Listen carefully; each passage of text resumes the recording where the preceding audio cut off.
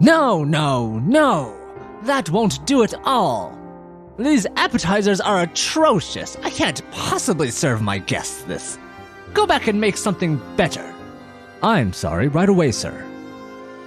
Nathaniel, you're back early. I thought you'd be busy with those banners all day.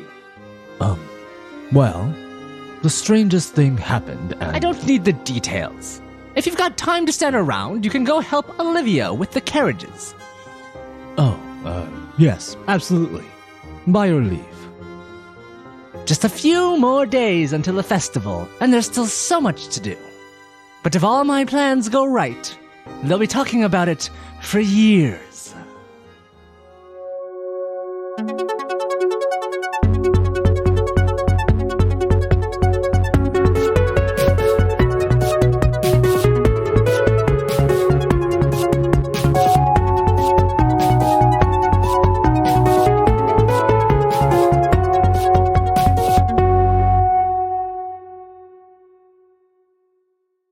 Hello, everyone. Welcome to another episode of Reckless Attack. Yay! Woo! Yay! Hi, everyone. We are here. We are here. And where is here? Well, it is the recording room of a 5th edition Dungeons & Dragons actual play podcast. I am your Dungeon Master, Nathan. Thank you all for joining us once more around this fine table of ours. We find ourselves in a bit of a sticky situation. A sticky pickle, as we like to call it. Yeah, as we have gone many times on record on our podcasts, our classic catchphrase, oops, a sticky pickle. And the purveyor of the fine phrase, sticky pickle, is... Hi, I'm David. The sticky pickle. Yes, and I play Kathrin Brightmane, the Dwarven Warlock, who is not a pickle. Sorry. Asked his wife. I had a very different meaning for that. Right. I mean, that was I think we can all agree that was not the different meaning. That was the actual meaning. And then just Sophie just quietly just shook her head a little bit, and then we shared one glance, and then it was over. So we'll leave Sophie till the end for introductions, and we'll see. And if we need to circle back like halfway through the episode, we'll get her in. We can edit it, splice it in later. Yeah, it'll be fine. That's what post is for. Right. Yeah, exactly. And to my right. Hi, everyone. I, Jonathan, am not a sticky pickle, but I am the player of Checkers, the Grung Druid, and his trusty frog pals, Mango and Junior. And I would like to share with everyone today these lovely dice that Sophie got me. They are incredible. She got them off Etsy, and they are clear dice, each one with a little green frog in them. Yeah. We should post those on I was just going to say that you said I want to share these with everyone on our audio medium podcast. I would like very to describe individually these perfect in dice. detail. I'm holding the D12 right now, and little frog is looking at me, and it's the cutest thing ever. But we'll definitely post a picture. Absolutely. But that is the highlight of my day, are these little green frogs, and it's great. And I'll turn it over to Steve because Sophie's having a moment. Hello, everyone. My name is Steve, and I am playing Cell of Asterlin, the Dragonborn monk, who, because he grew up in a monastery, doesn't know much about pickles or stickiness. But, I guess he's willing to learn. I'm going to write that down in my world building doc. In the self backstory, doesn't really know about pickles. Yeah, doesn't know what they are, huh? How you doing? I think I forgot. Okay. Then across the table from me is... Hi, everybody. I'm Sophie, and I full on lost it. And I am dead. I'm no longer here.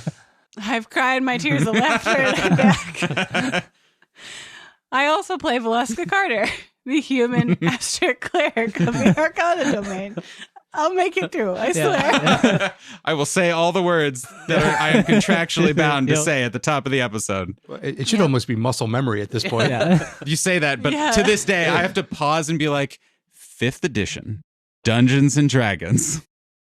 So we find ourselves in an interesting spot, everyone. A classic Reckless Attack. I almost said hangover. Cliffhanger. It's going really great tonight, guys. We're really happy to be here. A picky sickle? No. If you guys keep mentioning this, I'm going to lose it again. It's not going to deaden the impact. It's just going to keep... Yeah, got it. you find yourselves in a totally non-sticky situation, vegetable or otherwise. One might call it benign. Yes. You guys have all emerged from the Red City of Agmar for the first time since your arrival on a pretty dire, important quest. You have met with, most notably, the Shield, the leader of the Bones, the undead guard of the Red City, who has unfortunately told you that a few members of the Bones were missing after a patrol. Except one returned. And the one that returned was an untethered. So, you exited the city. You saw some cool natural wildlife, and you saw some very scary natural wildlife. And as you progressed... There was nothing natural about that. Fair. I didn't see anything. That's true. And Kaskarin got notes screamed at him, as I recall.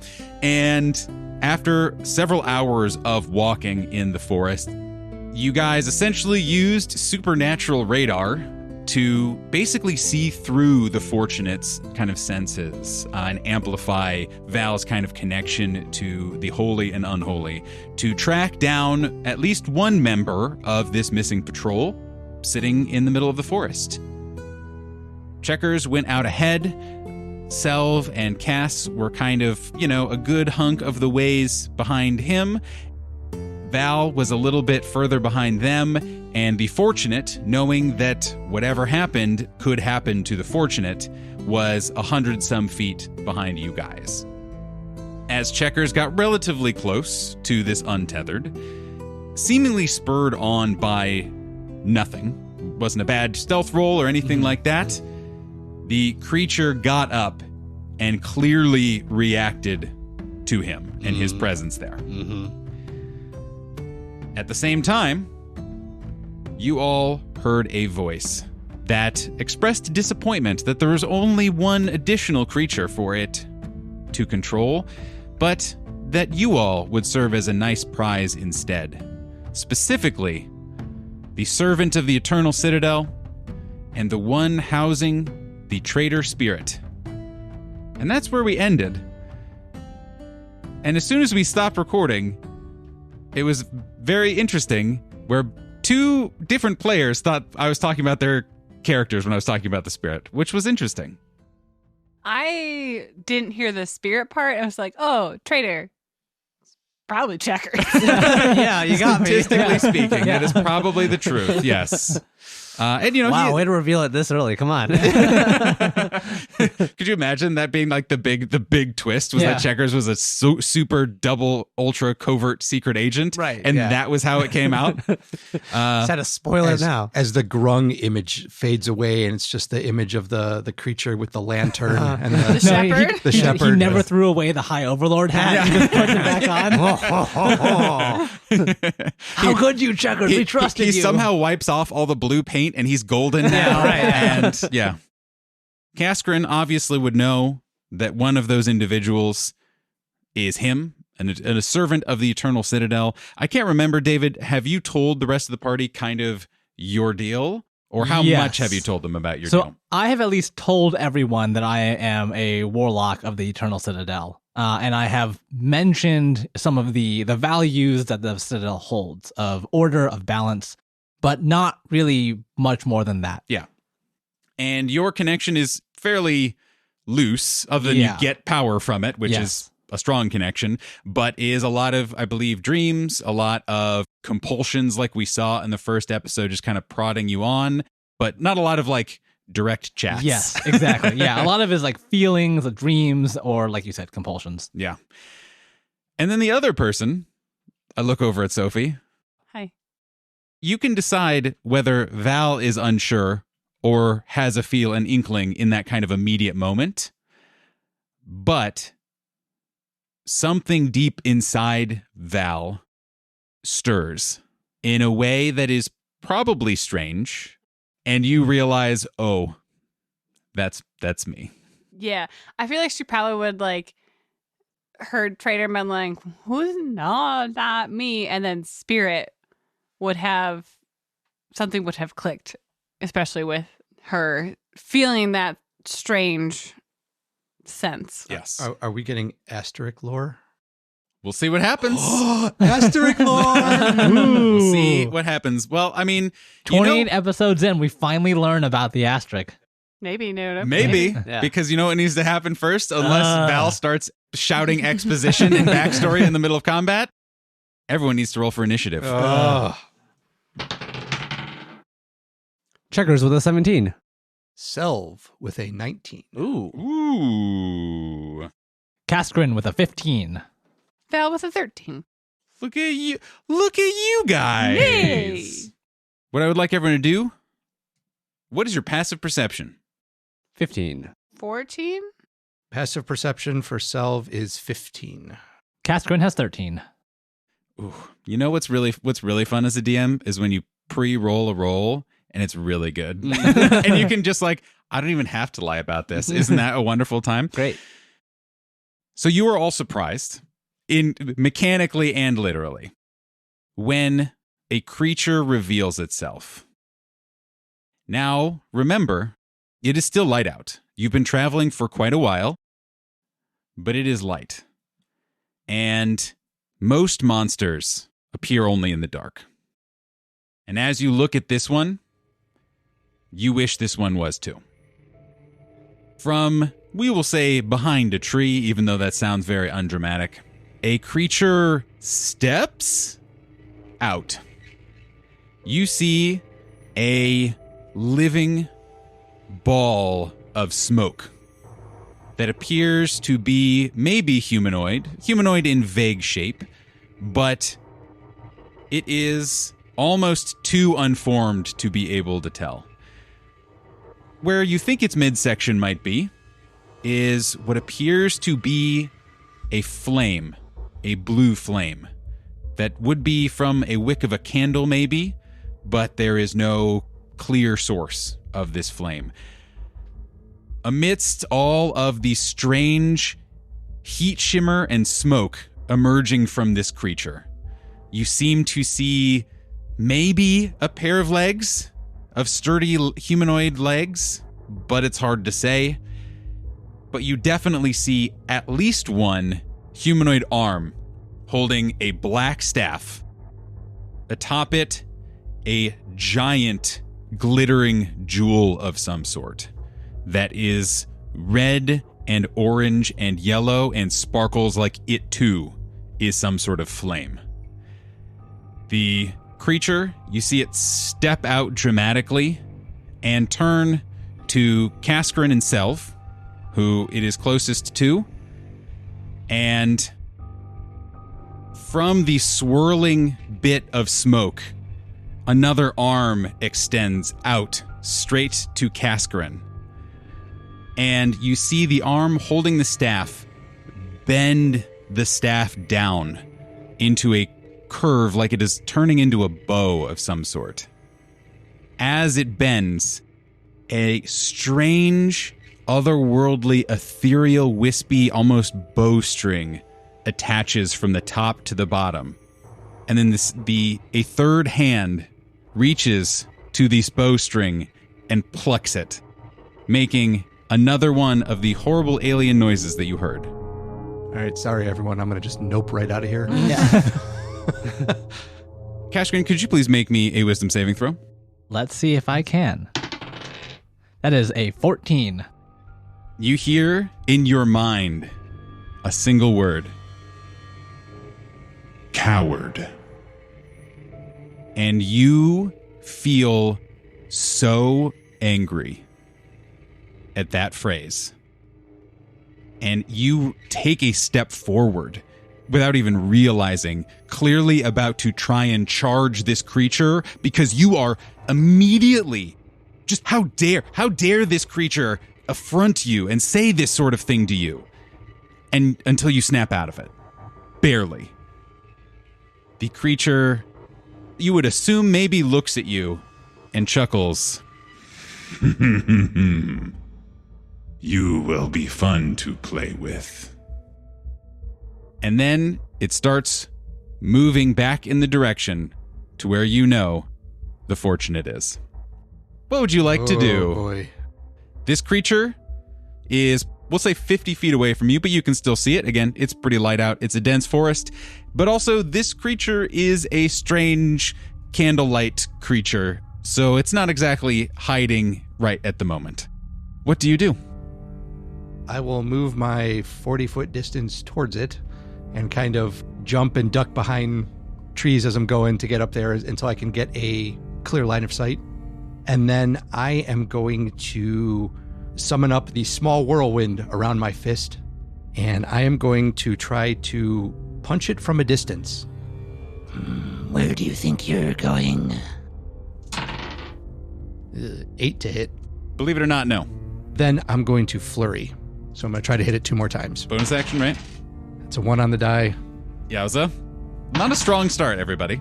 and another 8. So, all right, we're golden there.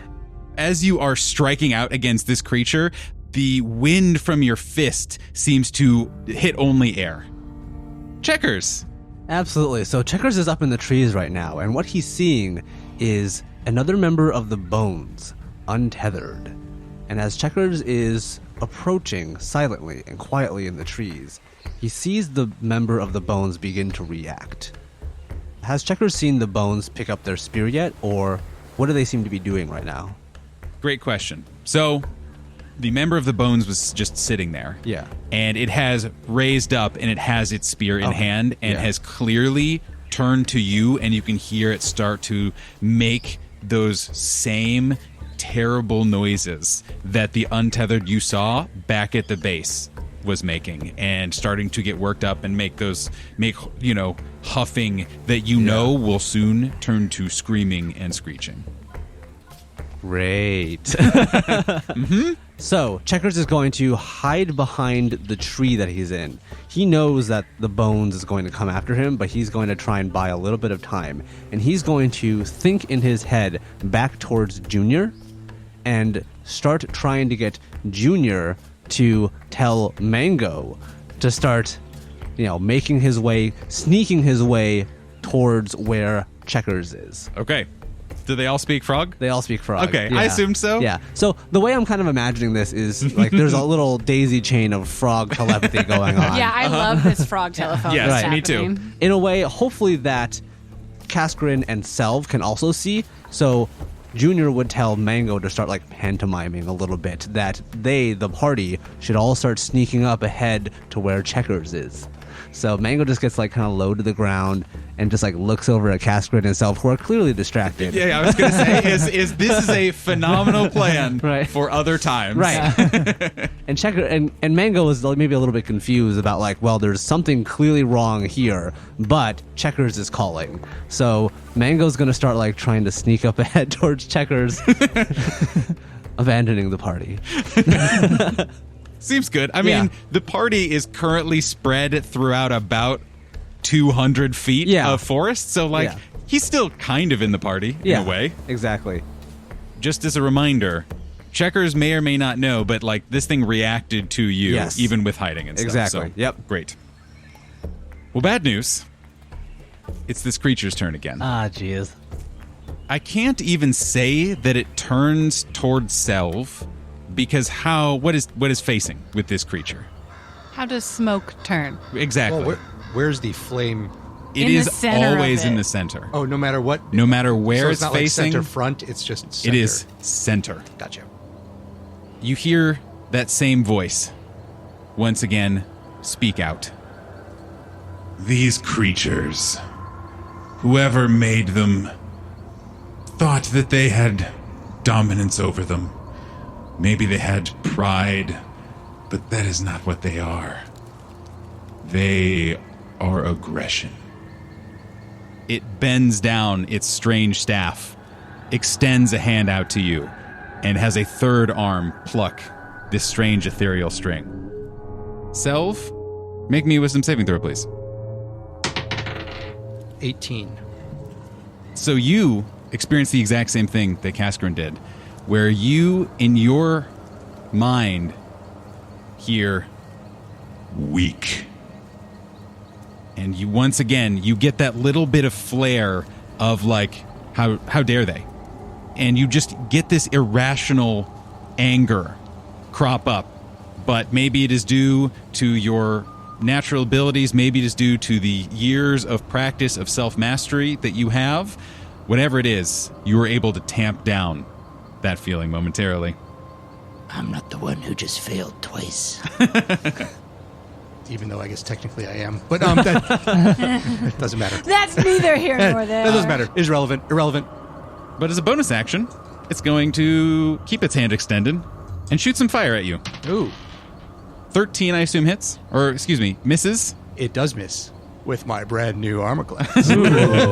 More dexterous and more wise. Yes. You see this hand makes a fist almost as soon as you are able to quell your boiling anger.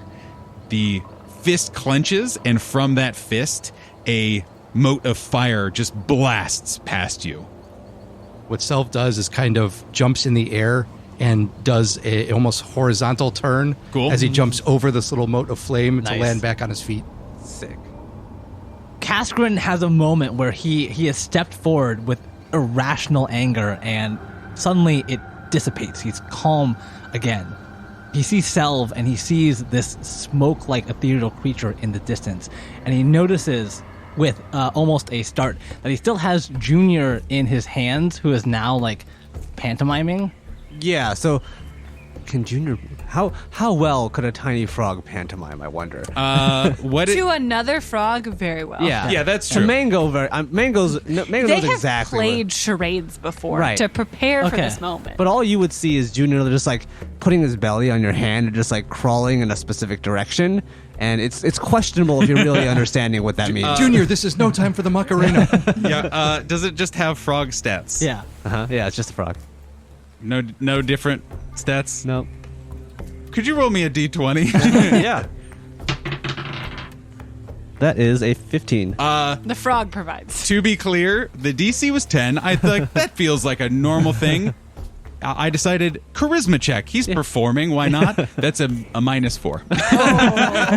So good roll, Yeah. Jonathan. Good enough. Yeah. So please Good explain enough. again what Junior looks like in Cass's hand. Well, I was gonna say Kaskrin doesn't know what to do with his hand, but with Junior, but in a moment of clarity, he just puts him on top of his head. He's like, I don't know, Checkers has him there. I'll just put him there too. As a bonus action, he is going to use Stone Aegis and turn his normally dull stone into a bright cobalt blue, providing him additional defense before charging towards this smoke ethereal creature to try to distract him in some capacity. And Kaskrin shouts at the creature, "You know nothing about me!" But it's clear he's struck a nerve.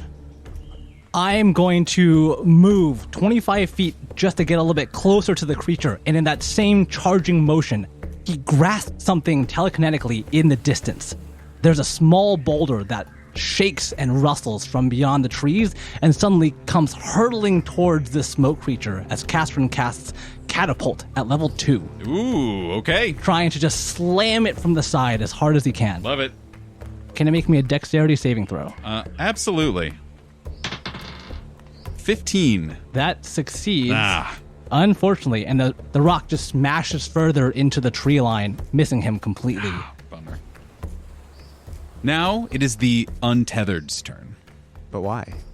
Damn, I thought I was higher up. Everyone was, it's literally 17, 16, 15, 14, 13.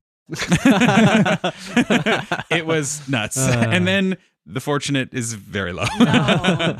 Well, we don't have to worry about the fortunate because they're not involved. Yeah, Exactly. nothing's gonna happen. Exactly. The creature starts moving forward Yeah. towards you, Checkers. Uh-huh. And The jig's up. and it is clearly focused in on you.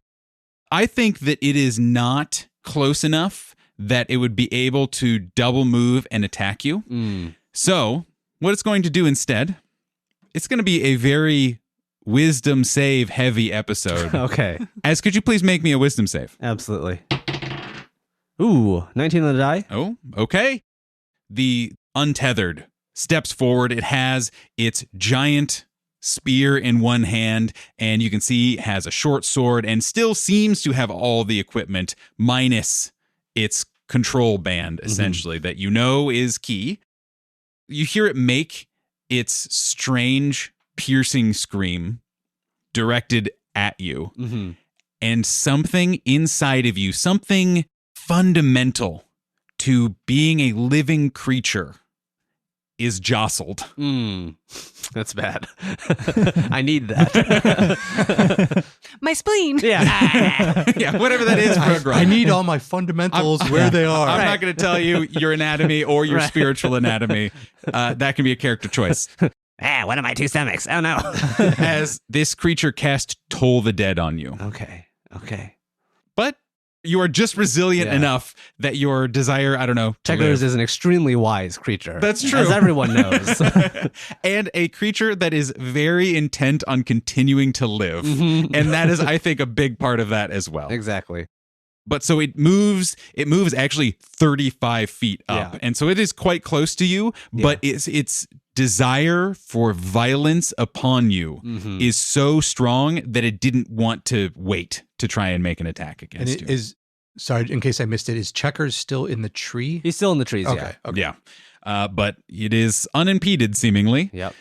But that is its turn. Great. Val. Love it. On the unfortunate bit of the grouping is Val. Has Val seen the smoke creature yet? Oh, yes, I would say so. I would say because of the way that you guys were lined up, it could be within 10 to 20 feet of you at this point. Can Val make a check to figure out what it is? Absolutely. I would take a religion or religion check. 1 on the die. Oh, no. Val is too... It's a grung. Val is too surprised by the reaction she felt in herself at this creature's words to really be able to focus on what type of creature could have caused that reaction in her. That makes a lot of sense. She doesn't like it, but that's going to have to wait a second. So what she'll do is tried and true. Hit it. Seems good. Yeah. Seems good. With a spell, though, right? Not the mace. Not the hand axe. Hand axe, Just hand axe. slowly pulls out a hand axe and is like, let's fucking do this. It's go time. So I will cast Mind Sliver. Okay. I will need an intelligence saving throw DC 14. Ooh. All right. That's a pass, barely. I'm rolling literally just enough to pass on these. As you cast Mind Sliver, you can, what is that? I guess, what does that feel like for you? Like, what does Val do? Like, what is the process of casting that? Is it just like a mean thought into someone's brain?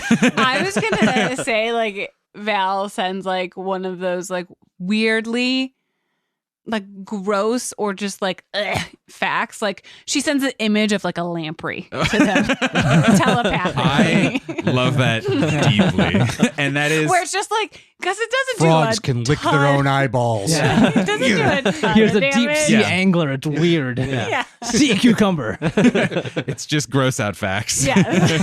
Designed to Just, like, startle people. To startle and distract them because, like, if the creature fails, they do have a minus D4 on a saving throw. So it's still just like, it's like an earworm, but a brain worm where it's just like, oh, why?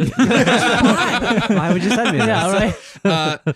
So You could have kept that to yourself. Yeah. Yeah, exactly. Yeah. It's that kind of fact. I didn't even know that. Why would... Yeah. It's like when your friend smells a bad candle and you're like, you should smell you this. got to smell this horrible thing. Here is cursed knowledge. Well, Val, you now have the equivalent thought smell Damn it. in your head.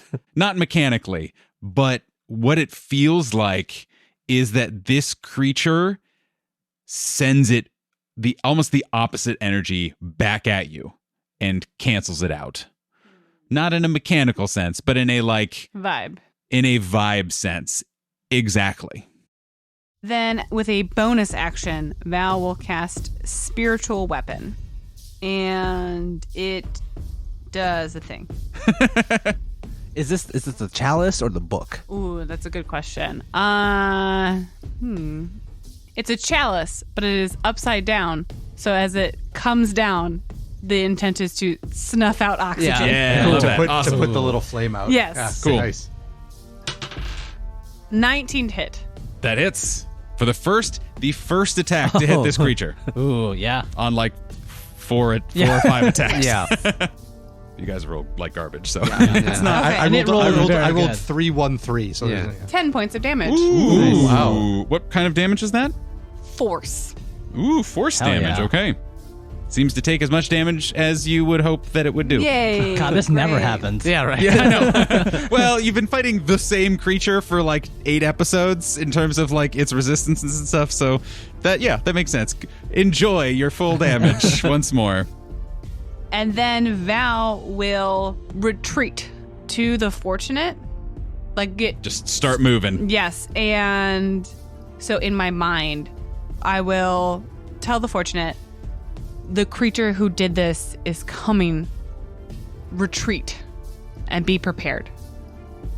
So the fortunate, you hear back in kind of a weird, again, not mechanically weird, but just like, yes, being in the brain of an undead sentient creature is just kind of... It's not great. No, it's like fuzzy. You know, it's just something's a little wrong. Not just uncomfortable. You hear in your mind, did you find one of the missing? Yes, but this creature is attempting to untether you. Where should I go? Back to Agmar. Be safe.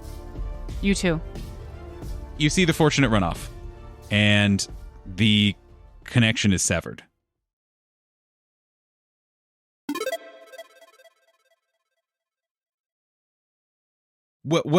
Howdy? No, hello there, governor. No, I don't. Hello. Bad. Hello. Oh, that's the same one. Okay, never mind. Okay. We've been doing so much fun mid-roll content. I tried some stuff out, and I don't care for it. So, we're just gonna have to try again next week. Anyway, we hope you're enjoying this intense episode. We will not keep you long for the mid-rolls this week, so we can get you right back into it. First, on Patreon, we just published our Level Up episode. It is all sorts of fun and is a great thing to listen to when you are craving some more Reckless Attack content. In fact, we have lots of back content on there, including posts, adventures, behind-the-scenes recordings, bloopers, and so much more. Plus, everything we get there and on our coffee and everywhere else gets put directly into making this podcast. So supporting us there means we get to do more of this. Next, Reckless Talk on Thursday. New episodes coming out with Kyle from Play Nerd Allies and the Foundation for Inclusivity in Gaming. It is an absolute phenomenal time. It is educational. It is entertaining. I think that's called educainment, I think is the term for that. Either way, you will not want to miss it. It is a phenomenal time. Again, Thursday on our main feed, as always. Anyway, as always, be sure to follow us on Twitter at Reckless_Attack and on Instagram at Reckless Attack Podcast for the latest updates and memes and such. And wait, what's that? A special message coming through our pip? Wait, what's a pip? We're a fantasy podcast. We don't understand all this newfangled technology. But anyway, I guess let's see what it says and then get you right back to the episode. 4,000 years after a calamity known as the Big Oops, Planet Arcana's story unfolds. A world of humans and androids, neon metropolises, sunken cities, phenomenal parties, paranormal oddities, and a pantheon of major arcana. Featuring revolutionary science, spectacular magic, catastrophic world events, intimate personal affairs, fanaticism, hedonism, corruption, identity, mystery, history, rejuvenation, rebirth. A world of intrigue and crime. A world where no answer is ever straightforward. What really happened at Risco Tech Casino? Who's been stealing android organs and why? When will my past catch up with me? Planet Arcana. An audio fiction built through a D&D 5e framework, homebrewed by 2 DMs and overflowing with original music, retrofuturistic vibes, and 3 fools on a simple quest to find a key. and open a box.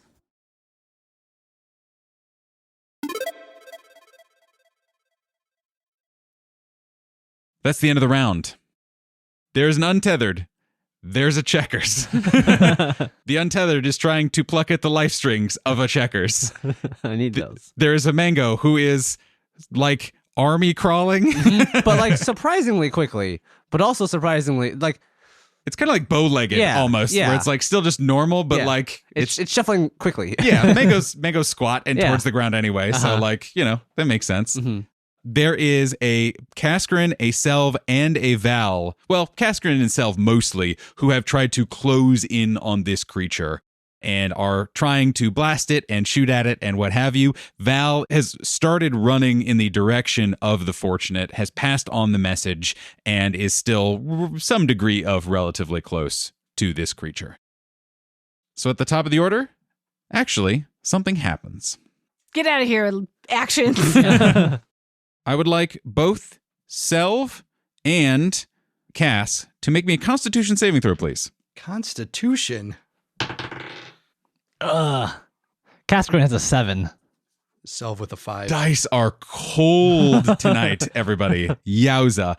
And Val, you are not affected by this, but you can feel as this burst of heat just explodes off of this creature.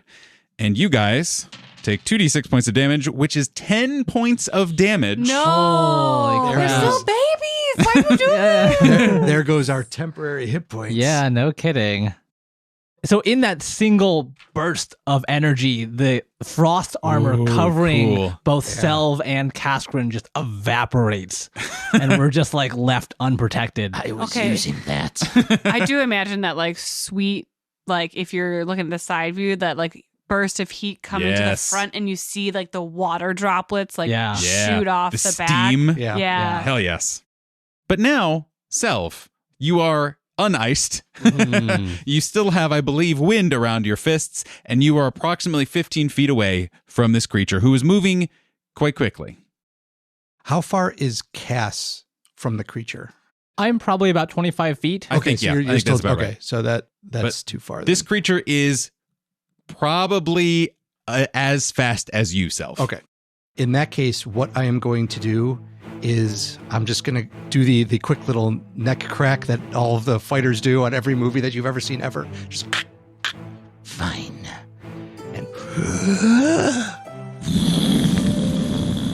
And I am going to breathe cold at it. Okay. Let's see how it likes it. Okay. So it is within 15 feet, yes? Yes, it is. Okay, so it is to make a Constitution saving throw. And this is, if it misses, it takes the full damage. If it makes it, it takes half. Fail. 4 on the die. Nice. Excellent. 4. Well, Steve, would it make you feel any better to know that your damage does a little bit more? Ooh, it would indeed. Yay. Than you would hope. Because or than you originally would have thought. That was a test, because now I have some other cold damage stuff I can do. Ooh. Next thing I'm going to do is use my movement, and I am going to move around this creature so that I can get between it and where it was headed towards the Fortunate. You can absolutely do that. We'll say you're about like 10 feet away from it. Okay. With all the kind of like, assuming you don't want any attack of opportunities Correct. or whatever. Correct. I assume you're snaking around. We'll say about 10 feet, like past it. I am going to spend a key point and use patient defense. Any incoming attacks would be at disadvantage. Love it. Anything else? That's it.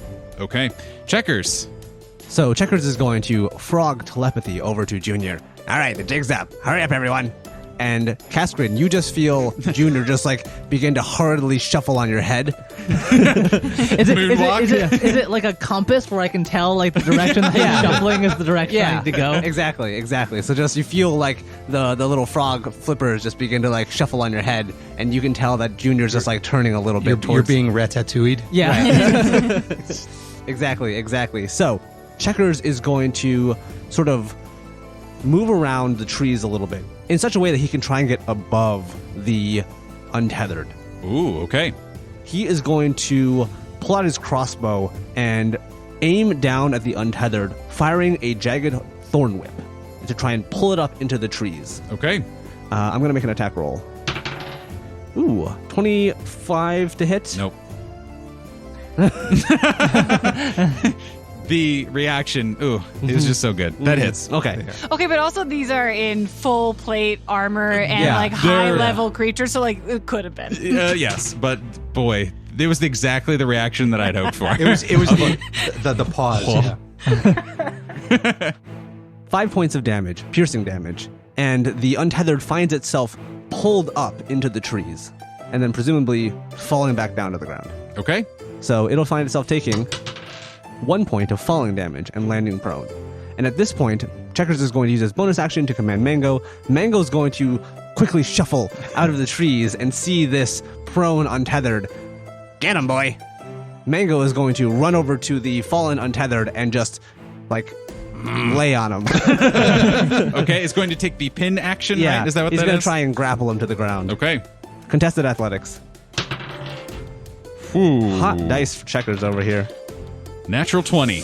Ooh. Hotter dice. Mango isn't quite able to get on top of this creature well enough, and he just kind of rolls off. The creature lets out another scream, not a casting scream, but makes another just horrible noise, and just essentially push-ups, bench presses. Yeah. Mango off, and then just throws him to the side. My poor child. That's my turn. Okay. Now, it is the creature's turn. This mysterious candle smoke creature. He steps up to Selv, and you, Selv, feel this radiating heat still coming off of it. As it steps to you, it says, "Oh, a child of the worms. I will take great pleasure in ruining you." And it's going to make a bunch of attacks against you. Oh, not a bunch. Mm-hmm. But all at disadvantage. Oh, all at disadvantage. Yeah, well, that rolled real bad anyway. Good, because that was a natural 20. Whew. That's a 4 on the die, also very bad. Ooh, a 5 on the die, also very... Hell yeah! Wow. Patient defense. Yeah, hell yeah. Nice. That dice is going in the timeout area.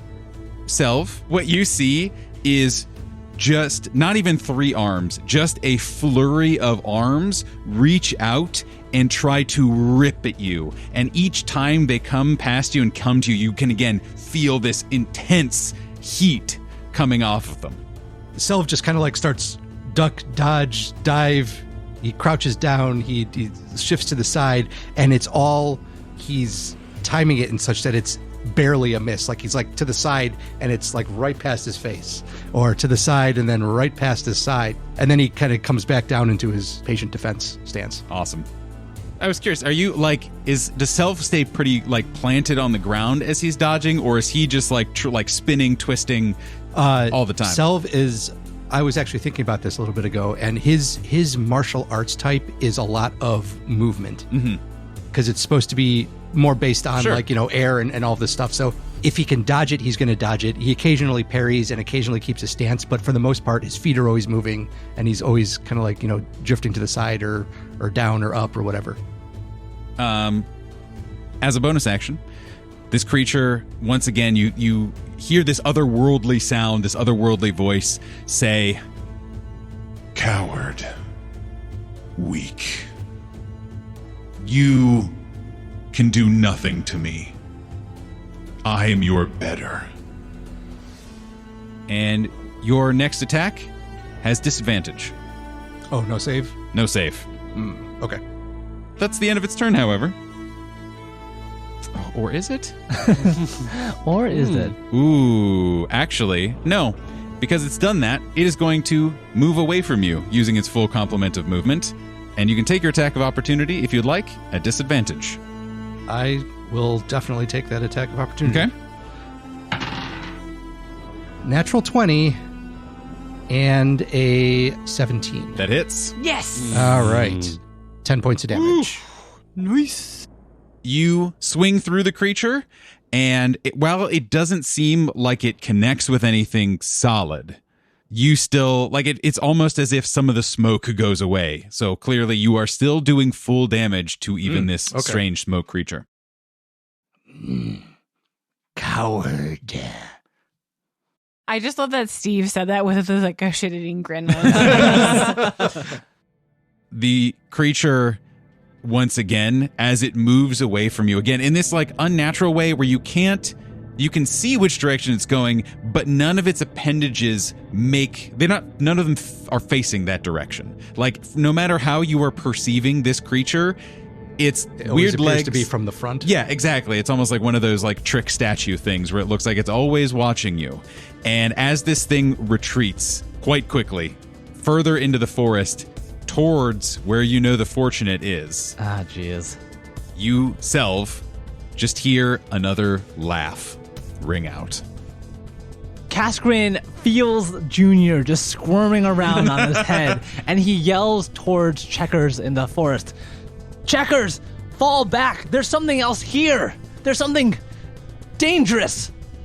And he pivots around from the forest and looks this creature square in the eye as he's, not retreating, but he is moving farther away from him. And Cascarin charges forward another 25 feet, bringing his hand back and casting Eldritch Blast. He throws a light javelin as if the very force from throwing this could pierce through this smoke and dispel it, trying to hit it as hard as he can. Awesome. That's an 18 on the die. Oh, yes. 4 points of damage. Okay. Takes full damage. Okay. As a bonus action, Cascarin is going to grant Selv, a servant of the Citadel.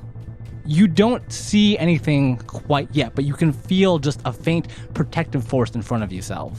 It like registers subconsciously that there's something in front of you. And I'm imagining like the heat coming off, like even now you still feel it, but heat like that goes down a little bit. Just a little bit. Yeah. The Untethered with Checkers. Yeah. Is there now. Mm-hmm. It stands up and jumps 50 feet in the air. So, did you see Pirates of the Caribbean? Depending on which one, yeah, I guess. I have this unfortunate for you mental image of the skeleton creatures climbing up the chains of the rope. Oh, no. You best start believing in ghost stories, Checkers. You're in one. Oh, no. You see this thing stand up using half of its movement and double moves up the tree. And like doesn't bring its spear with it or anything like that. And you are face to face with an Untethered. And it is screaming in your face and making those horrible screeching noises. And you are immediately next to it. Mango is on the ground, not literally rolled over on his back, but down there, you are here, and that is its turn. Val would like to, again, try to figure out what the frick this smoke creature is. Okay. It'll be a harder DC this time since you've already tried to kind of search your banks for it, but go for it. 23. So, you would know this is an aberration. Structurally, mechanically, you would know, obviously, this creature is made out of smoke, which complicates a few things, but doesn't seem to complicate things as much. It seems to thrive on anger and aggression, and has a litany of skills to accomplish that. And the way it talked about your spirit makes you believe that this is an extraplanar creature. It obviously does not share a lot in common with a lot of Rixian life, shall we say, as weird as Rixian life is. But the only, like, you don't even know, like, there's no book that has told you this. There's no book on, like, creatures not from here. It's like there are monster books, and there are weird, dangerous animal books, and then there are, like, mortal books. It's like you know so much that, like, your brain has just filled in that gap. Oh, that's a perfect way of putting it. It's like you know so much about these monsters and animals that you're like, this is none of them, so it must be extraplanar. Yeah. Okay.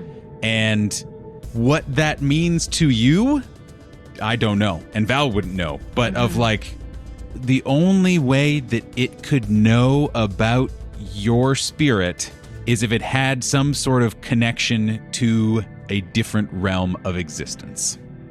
Gotcha. Then I shall use my action to cast Guiding Bolt. Ooh, cool. 10 to hit. That is a miss. This thing, it just shoots past in a way that makes no sense, where it's like, that should have hit. What? Why is... What? Smoke. I don't know. Fucking... Okay, cool. But it passes through the creature, seemingly doing no damage. I shall use my bonus action to try to snuff it out with a chalice. Commence the walloping. 16? That hits. 10 points of force damage. Nice. Wow. The chalice is putting in some work. Yeah, big hits. Val will use her movement to see where Selv is, see where Cass is, and try to form a triangle around the creature so she can head it off from following the Fortunate. Okay. She is purposely positioning herself in its path. She really hates it. This is not her vibe. But she will be there and then have Cass and Selv basically hurting it. Yeah. Hopefully to kill it. Okay. It is the Fortunate's turn. Those who are able to pay attention to it, you guys are quite distracted, obviously, would see the Fortunate continue to haul ass, but turn for a moment and look back over their shoulder at you all as this battle is raging, and almost pause as they continue running. If Val sees that, she's just waving frantically go! Get out of here! At the end of the round, the creature, again, spins around. Isn't quite an accurate description. I would like everyone to please make me an intelligence saving throw. Oh, no. Intelligence? Not the party's strong suit. 4. Kaskrin with a 5. 13. So good news, Selv passes. Hey. Bad news, everyone else fails. Oh no. This creature begins swirling all of the smoke around them, and you hear its voice call out, Fine. You shall be my prey. I will feast on your anger until there is nothing left. Val and Cass feel opposite reactions. Val, you feel this intense hatred and anger, and just you can feel it coursing through your body in a way that I cannot imagine Val feeling on the regular. Kaskrin, you feel the opposite. You suddenly feel timid. You feel as if all the strength to fight has left your body. Because both of you swap your strength and wisdom scores for the remainder of the encounter, and that is where we will end the session. Oh my god. What? What? Oh my god, I know this is a bad thing, but I'm going to bust out my hand axe. See you next week, everybody. Bye.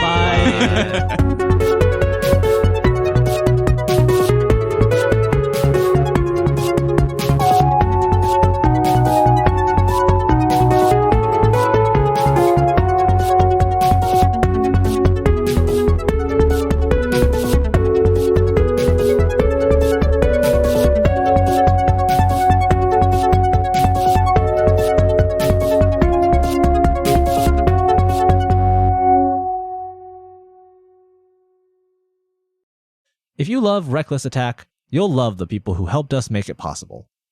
Our logo artist, Maggie Pearson, character artist, Borg Cinnabon, and website designer, Donnie Chung, put together all the visuals you see for our podcast.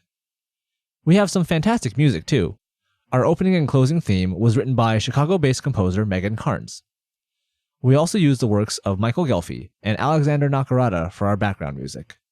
You can find all of their social media links and more info about them on our website, recklessattack.com. See you all next time.